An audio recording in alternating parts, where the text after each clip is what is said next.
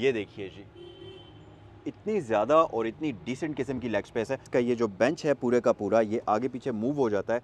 यहाँ नीचे भी आपको लैच दिया हुआ है, इसको आप प्रेस करें और इस तरीके से आप इस बेंच को आगे पीछे मूव कर सकते हैं। सबसे कूल चीज़ है ये, जस्ट आप स्क्रीन पर टैप करते जाइए और टेम्परेचर इसका एडजस्ट होगा, फ़ैन की स्पीड ज़्यादा होती जाएगी। स्क्रीन पर टैप करते जाइए, इसके फ़ैन की स्पीड कम होती जाएगी।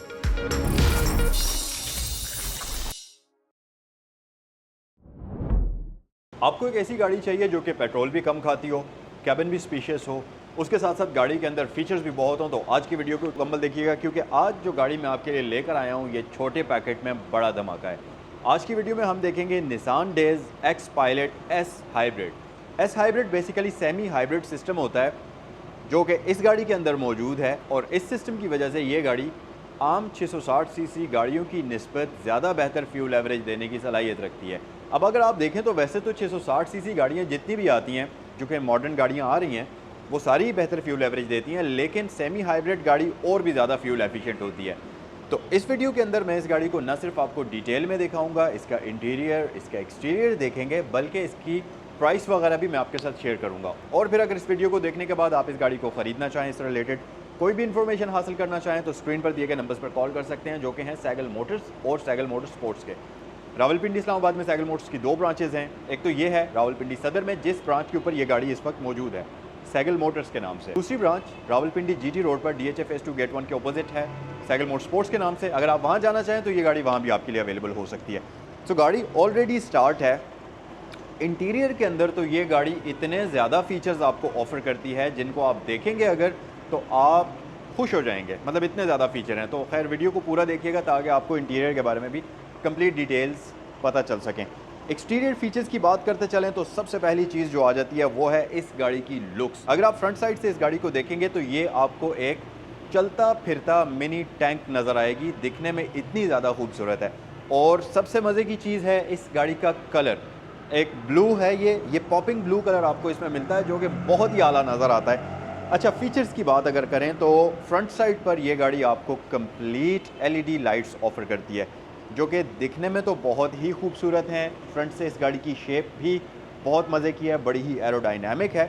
और LED लाइट्स ऑब्वियसली इनका थ्रो भी बहुत ज़्यादा होता है, इनकी एनर्जी कंजम्पशन भी बहुत कम होती है। और मज़ीद जो लाइट्स के फीचर्स हैं वो हम इंटीरियर में जाकर आपको तफसील से बताएँगे। अच्छा, यहाँ नीचे आपके पास DRLs आ जाते हैं, इंडिकेटर्स आपके पास यहाँ पर मौजूद हैं। और इसके साथ साथ ना सिर्फ DRLs हैं बल्कि नीचे अगर आप आएंगे तो यहाँ पर आपके पास फॉग लैंप्स भी मौजूद हैं जो कि प्रोजेक्टर लाइट्स आपको इसके फॉग लैंप्स के लिए दी जाती हैं। और अगर ये सारी चीज़ें काफ़ी नहीं हैं तो फ्रंट पर आपके पास पार्किंग सेंसर्स इस गाड़ी के अंदर मिलते हैं, खूबसूरत सी क्रोम ग्रिल आपको मिल जाती है। और ओवरऑल इस गाड़ी का जो फ्रंट फेस है ये बहुत ही मज़े का है।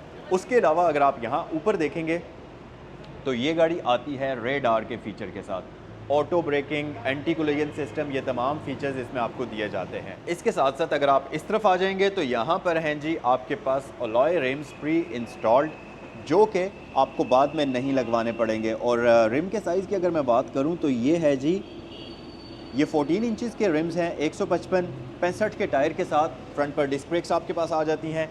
पिलर माउंटेड साइड मिरर्स तो हैं लेकिन ये रिट्रैक्टेबल हैं, गाड़ी लॉक करेंगे तो ये फोल्ड हो जाएंगे, अनलॉक करेंगे तो ये अनफोल्ड हो जाएंगे। प्लस आपको इंडिकेटर्स का ऑप्शन भी यहाँ पर दिया जाता है जो कि LEDs के अंदर होते हैं। ये अगर आप देखेंगे तो एस हाइब्रिड की ब्रांडिंग है, यानी कि ये सेमी हाइब्रिड है तो उसकी ब्रांडिंग आपको मिल जाएगी। उसके अलावा ना सिर्फ डोर लैचेस बॉडी कलर्ड हैं बल्कि इनके ऊपर आपको स्मार्ट एंट्री सिस्टम भी दिया जाता है। इस बटन की मदद से गाड़ी लॉक और अनलॉक होती है। अच्छा, पीछे अगर हम आ जाते हैं तो बैक साइड से भी ये गाड़ी बहुत ही खूबसूरत है। सबसे मज़े की चीज़ तो इस गाड़ी की लाइट्स की शेप ही है। अगर आप देखें तो ये वर्टिकल लाइट्स LEDs के अंदर आपको ऑफ़र करती है जो कि बहुत मज़े की हैं। ऊपर वाला जो इनका कवर है ये ट्रांसपेरेंट लुक के अंदर है और अंदर से लाइट कलर्ड है, तो बहुत मज़े की ये शेप प्रोवाइड करती है। यहाँ पर आपके पास डेज़ की ब्रांडिंग है, निसान का बैज यहाँ मौजूद है और यहाँ नीचे आपके पास हाईवे स्टार एस हाइब्रिड की ब्रांडिंग आ जाती है। अच्छा, रियर व्यू कैमरा ये आपको ऑफ़र करती है, रियर पार्किंग सेंसर्स आपको ऑफ़र करती है, वाइपर मौजूद है, वॉशर मौजूद है, डीफॉगर, यहाँ पर हाई माउंटेड लाइट मौजूद है। तो तमाम तर फीचर्स से ये गाड़ी पैक्ड है। अच्छा, मैं अगर इसका बूट ओपन करता हूँ तो इसके बूट के अंदर एक बड़ी ही इंटरेस्टिंग चीज़ है और वो है इस गाड़ी के बेंच। यहाँ पर अब आप सोच रहे होंगे कि इंटरेस्टिंग क्या है। तो नॉर्मली आपने देखा होगा कि गाड़ियों के जो बेंच हैं वो जस्ट फोल्ड और अनफोल्ड होते हैं, ज़्यादा से ज़्यादा उनमें स्प्लिट मिलता है, लेकिन इसमें कुछ और भी है। पहली चीज़ तो ये है कि अगर आपने इस गाड़ी की ये बूट स्पेस बढ़ानी है तो फिर आप क्या करेंगे?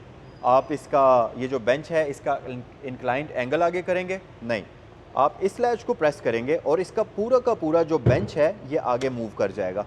ये आप देखें, अब इसकी बूट स्पेस बढ़ गई है। तो ये एक बहुत ही मज़े का फ़ीचर है।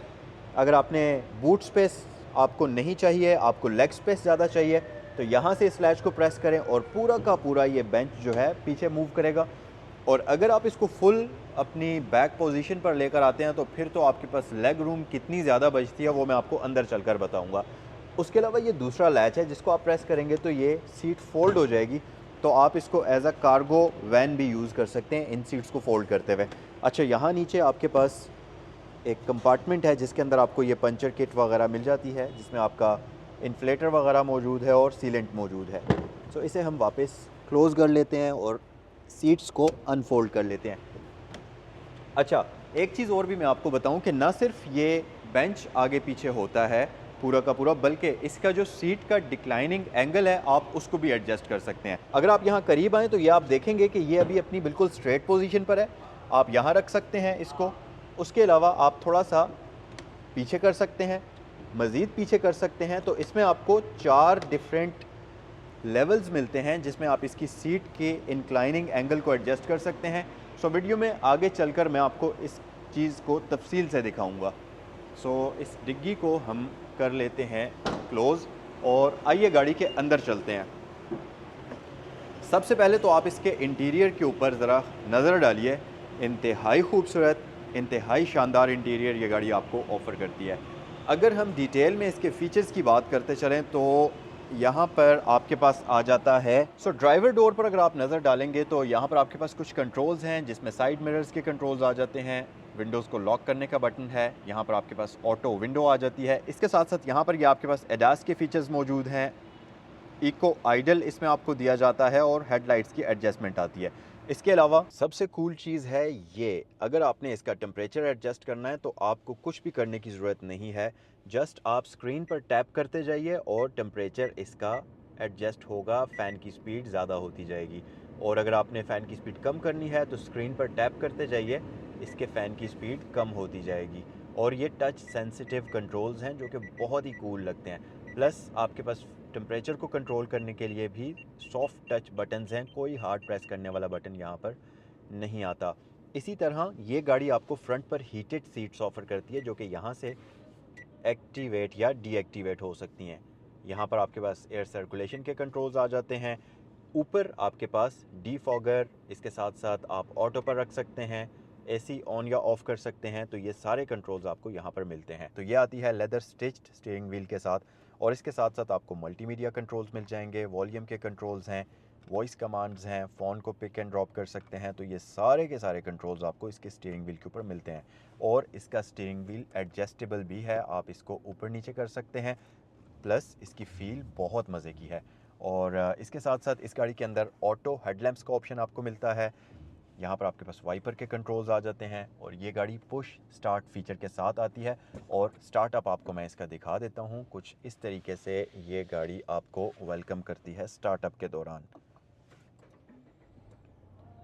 सो ये है जी इसका स्टार्टअप और बहुत ही खूबसूरत तरीके से ये गाड़ी आपको वेलकम करती है। अच्छा, यहाँ पर ये अगर आप देखेंगे तो ये इसका एम्प्टी है क्योंकि इसमें कोई स्क्रीन वगैरह नहीं है, तो बाद में आप एंड्रॉयड लगवा सकते हैं।